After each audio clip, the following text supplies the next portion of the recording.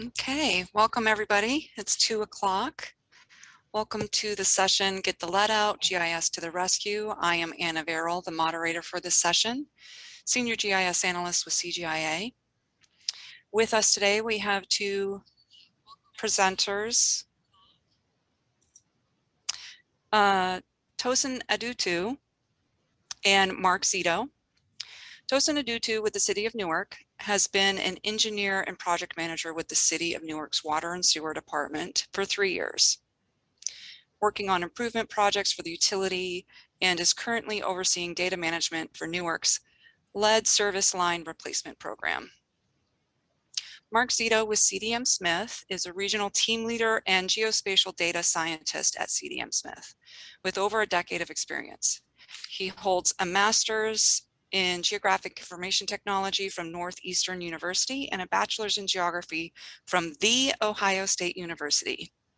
He is a certified GIS professional, certified floodplain manager, and Esri certified desktop professional.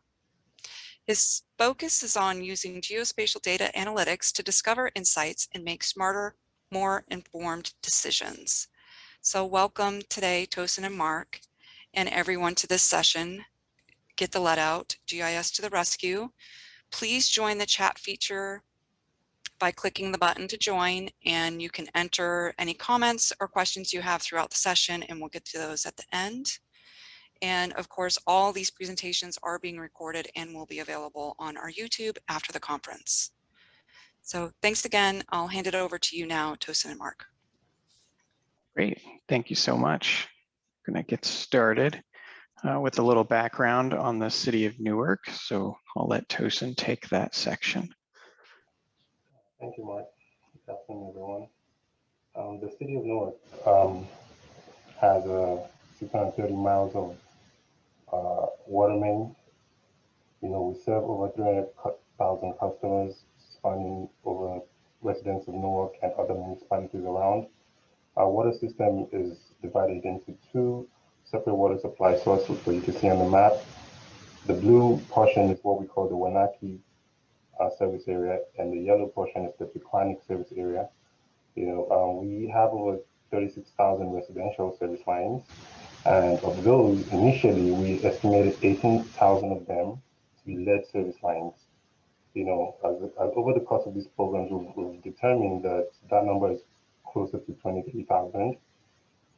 In 2017, a brief history is we had a violation. We had an exceedance of the lead action level, and this brought us to the limelight. We were in the news, and we came up with plans to kind of mitigate the issue. So I'll let Mark explain more about the rules. Thanks, Tosin. Yep, so just a little bit of background on the lead and copper rule.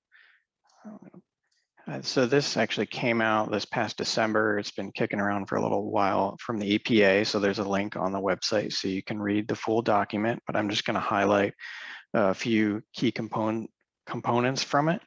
The objectives are to better protect our children and get the lead out sooner and close out loopholes.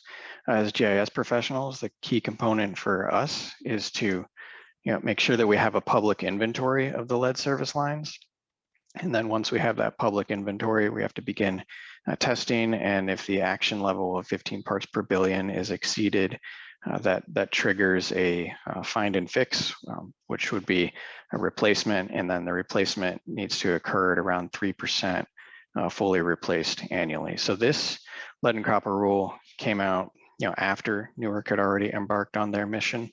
So they're way ahead of this, and it's not really something that they have to worry too much about, but it's good to see that this is out there and it's aimed at helping to protect our citizens. So what is lead? So just a little bit of info on service lines. Typically anything post like 1960-ish, 1970 is going to be a copper service line. So these are the lines connecting the water main to your home. So you can see in this image down here, it starts with a connection. There's usually a gooseneck off of the water main. There's a property boundary. So in the picture, the image to the left would be owned by the city. So that'd be owned by the City of Newark. And then the portion from the curb stop up to the house is owned by the homeowner. So that creates some challenges, as to who's going to pay for it. Yeah, three main things. So it's either going to be copper, lead, or galvanized steel typically, and galvanized steel may have a lead gooseneck, which would also cause it to be replaced. So how you discover it, so you go down in your basement, you find the line coming off the meter, and you can take a penny and you can kind of rub it. And if you see that it's scratched and the magnet won't stick, then it's probably copper. If it appears dull and soft but will turn shiny when you scratch it and a magnet won't stick, then it's probably a lead pipe. And then if it's galvanized steel, if you scratch it, it'll remain dull and the magnet will stick to the surface. So that's just a way, if you want to go and check your own service line, you can do that. All right, so a little bit about the program.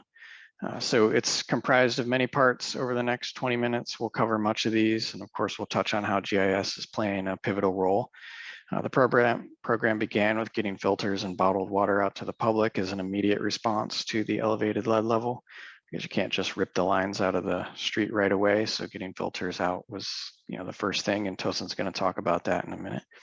Then we'll get into the replacement process, beginning with getting access to the homeowner's property through digging test pits to determine whether it needs to be a full replacement or if it's copper, and then tracking progress. And that's all being done in GIS, of course. And then obviously outreach is a big component. So this is a fast moving program, with many parts, and we need to get the information out to the constituents. All right, so Tosin, I'll let you talk about the filters and bottled water.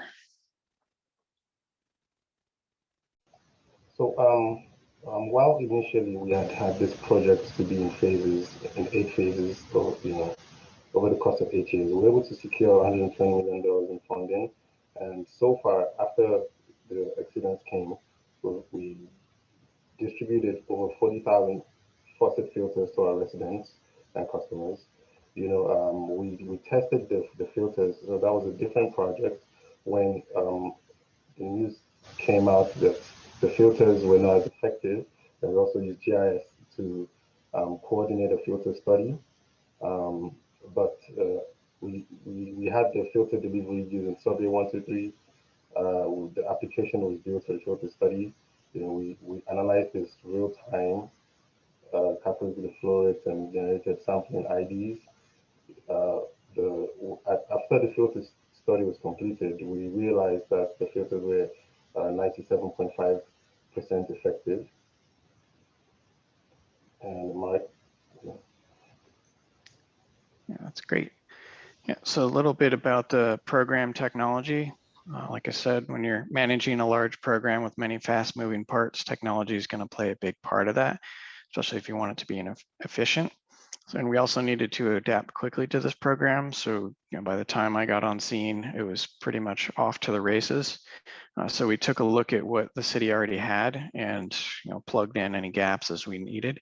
So the city was already using ArcGIS Online, and prior to this, they had built a robust water system GIS, which included all of their service lines, which was great. We had that great inventory to start with. It had the material, the customer, their account number, all that info right there.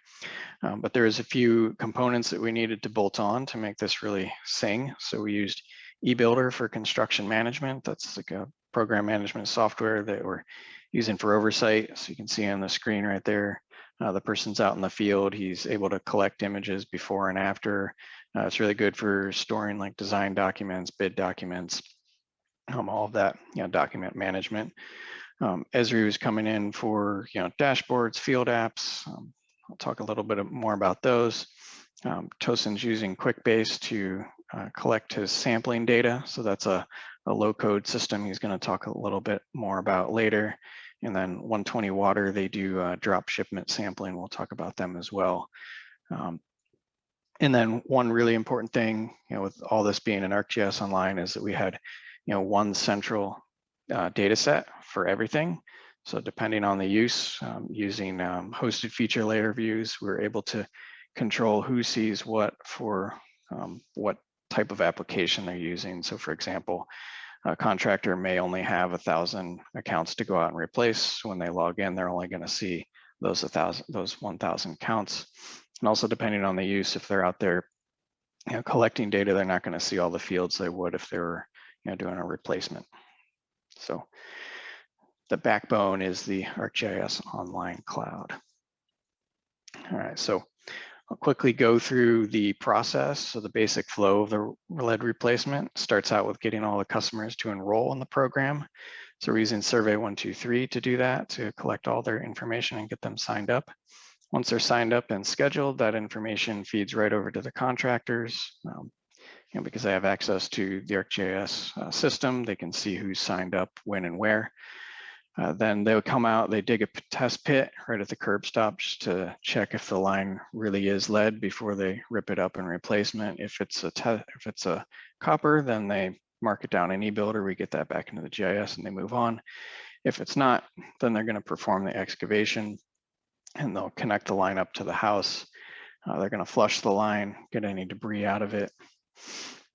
Then the conditions are restored and the contractors move to the next home, typically right down the street. And the homeowner picks up with steps 7, 8, and 9. They're going to flush out their lines, clean out any aerators that they have. And then there's a 10-step not on here, which is to collect a post replacement sample 6 months after the fact. And all the while, the city's sending out mailers to remind the homeowners what steps they need to do, calling and making sure that they're aware that they need to do all this flushing just to keep everything in good condition. So in addition to the mailers, we also have a website that we put together. So this is a Squarespace website because there's a lot of information that we needed to get out there. So Newark does have their own city website, but this program was large enough that standing up its own made sense. So this is where you can come to get anything on how the filter program is doing. You can check your address. There's an action menu that I find really useful. So you can go right to this action menu. And if you want to look up your address and see which contractor is scheduled and when you're expecting your replacement, there's a tool for that that just builds off of a map from ArcGIS Online to submit your right of entry. We'll talk about that in a second. That's the Survey 123 app. There's a whole lot of information about the program. A lot of the images that you see are straight from this website. And I included a link if you want to learn more about lead service. It's a good place to go. So I'll talk about the right of entry. This is kind of step 1 in the process. So we're getting people to sign up. So some lessons learned. We started this with Squarespace's built-in form, which would write data to Google Sheets. So there were a few issues with this that we encountered, one being concerns with privacy, and then the other being lack of logic built into the forms.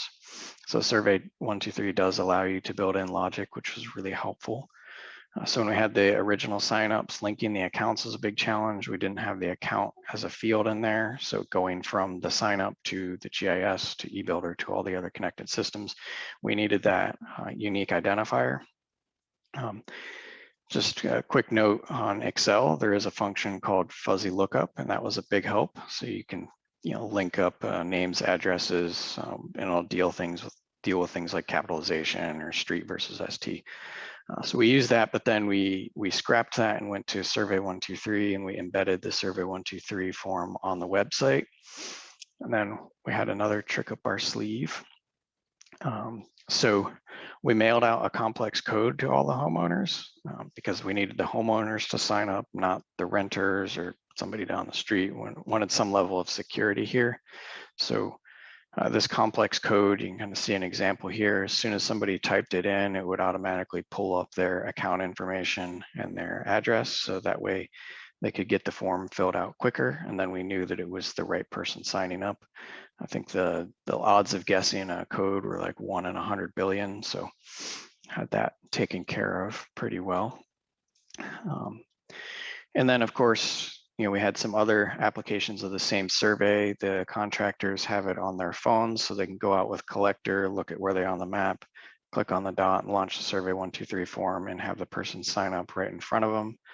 And then we also had paper signups. Some people wanted to send in paper, so they mailed those into the city, and they had an option in Survey 123 to upload the signed form. So we do have that document in our database. So That was really helpful with document control, getting people signed up, and then getting that information out in real time to the contractors so they could keep moving.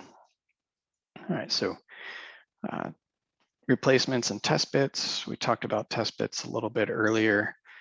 So we're capturing the date and the type of work in eBuilder. We feed that back into GIS. So we have a Python script that runs on a scheduled task that'll synchronize the GIS with eBuilder and vice versa. The script also has some logic built into it to flag any anomalies. So if there's an address mismatch between the two systems, we can point that out and dig into it. In addition, during the replacements, the contractors are collecting the corporation stop, curb stop, and buildings using collector and a Bluetooth device like the Juniper Geode you see on screen there. So when they collect this information, they have the, I think it's copy, using the copy feature to my location option in collector, so they can get the account and address without having to type it in. You can pull that right off the existing point and get those points exactly where they're standing. So at the end of this, we're going to be able to draw really accurate service laterals going from the mains directly into the building. So that's a bonus that we have. All right, so program tracking. So this is a big program, a lot going on. So it's important that we're able to track it. We're doing this in several different ways. So the homeowners can go onto the website and there's a map embedded on it where they can type in their address and they can pull up their account. So you can see, got some animations here. So you can see the green stars are replacements, the orange stars are replacements that are completed with a note on them. If they're blue, it's verified non-lead. The yellow and the red, so the yellow means that they've signed the right of entry and they're just waiting to be scheduled. And the red means that they haven't signed up for the program yet.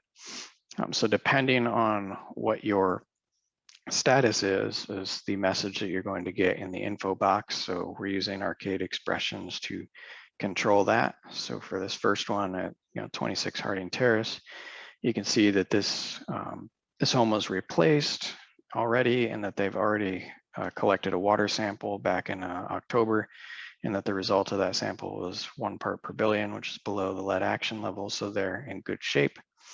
You can see down below that, Tosin talked about the filters. You can see when they picked up filters, back in 2 years ago from about now, and the cartridge as well. So all that info is there, their fingertips. If we move over to one of the red dots, you can see they haven't signed up for the program yet, and their message is different. There's a link to the form where they can sign the right of entry. So just a quicker way to get them over there and signed up and moving along. So continuing with the program tracking, want to get the word out as to how many replacements have been done. So it's considered complete once it's verified by the construction oversight crew. So they're using eBuilder. They take pre and post images. This actually saved us a lot of hours. When somebody calls up with an issue, we can just query the database and see the before and after and during photos. If anything came up, we can get that information right back to them. We're not having to go through paper. So having that digital system is great for that.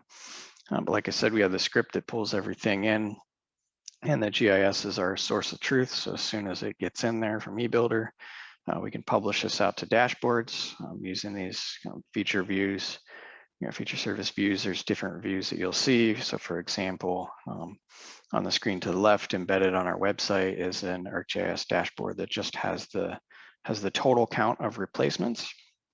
And that number is going to tick up every single day.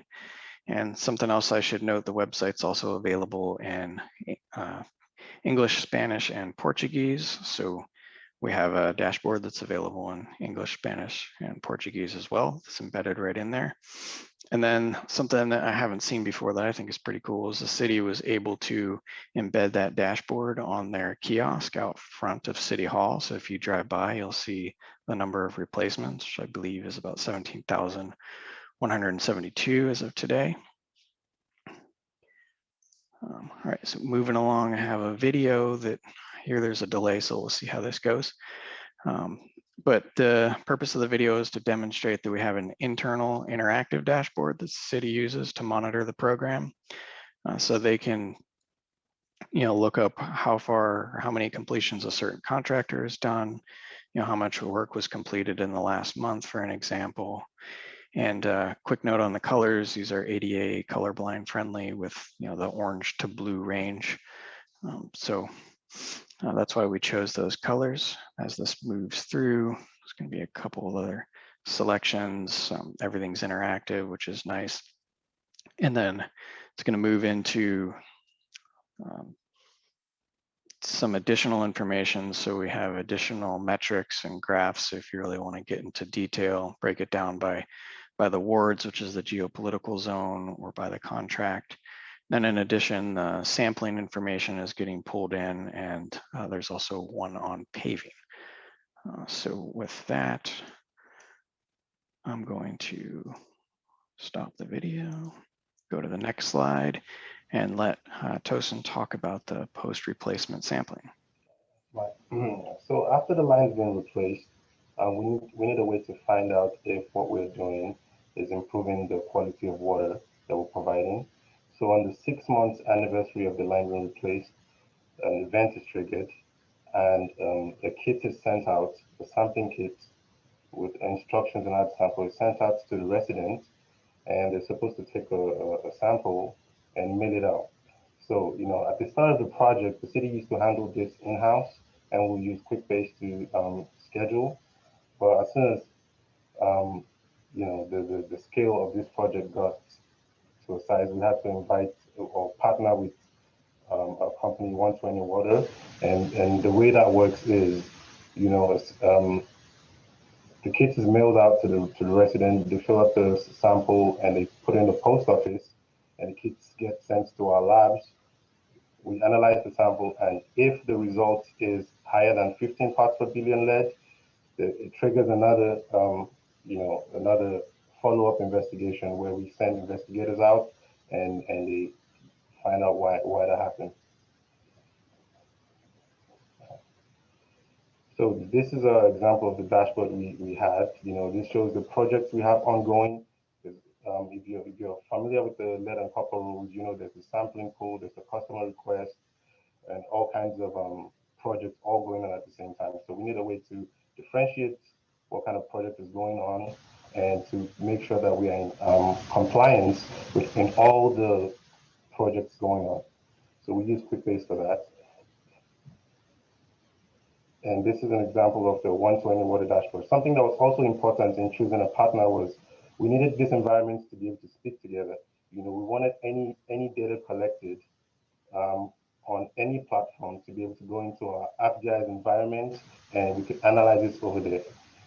So 120 had the API database was good, and we were able to work with them. And this is a dashboard that shows like the post replacement results. Of all the samples we had taken of sites after replacements, 91% of them were below the action level. So that's good. And so we only had 8% exceedance, and those are the ones that triggered the follow-up investigation. And this is not the conference for that, but we'll talk about that over time. Mike, you can go to the next slide. Paving. So one of the things we had to think about was after going to all these streets and opening it up and replacing the service line, we needed to come back and repave the streets. So when we started the project, we used to do a first come, first serve replacement, but that wasn't very cost efficient because you have to go and do a paving over and over. So what we did was partner with the engineering department to know their road paving schedule, as well as PSCNG, which is gas and electric utility in Newark. So we got their paving schedules for the year and engineering paving schedules, and we kind of prioritized our replacements around those schedules so that as soon as we were done with the replacements and this block, if it was the engineering that was going to do the paving, they would come afterwards and pave. If it was the utility companies, the electric utility companies, they would do that. Or under our contract, if you look on the slides, you can see each line represents, if it's the one that says City of Newark, that's our engineering department, PSENG is the utility, and each of the other ones are the contracts that we have available for paving. So we track all these two on our dashboards. All right, thanks, Tosin. I think we finished exactly on time. So at this point, we'll open it up for questions. I want to thank everyone for listening to us. Great, thank you, Mark and Tosin.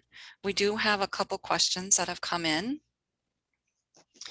From Kat, did your data reside in the cloud or was data hosted locally and edited through ArcGIS Online? Good question. So our data was all in ArcGIS Online. So we were editing it either via the web maps or a lot of times in ArcGIS Pro if we had a lot of bulk edits to make. And then I found if you had to make a lot of bulk edits, the fastest way to do it was directly through the REST service. Great, thanks. Another question from Andrew.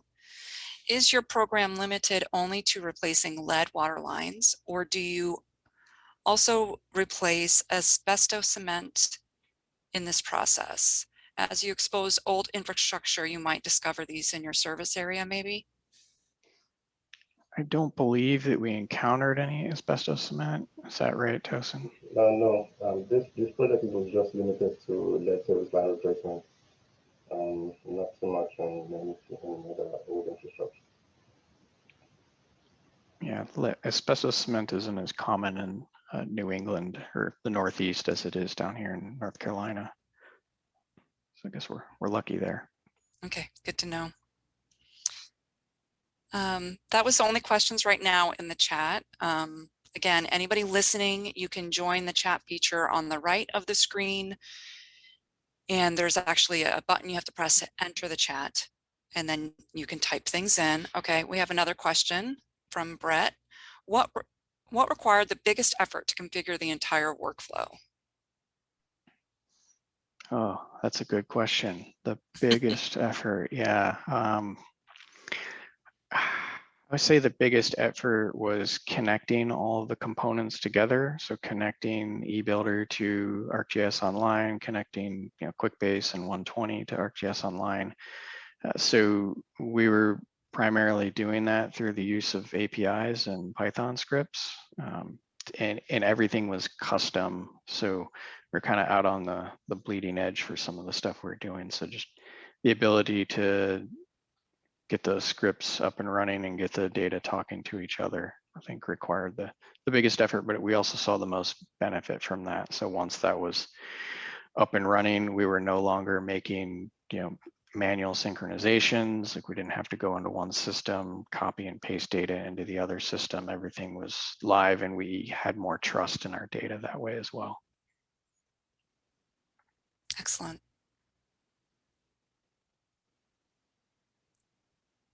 Okay. No other questions. I had a question while you guys were presenting. But Tosin, you actually answered that in a following slide.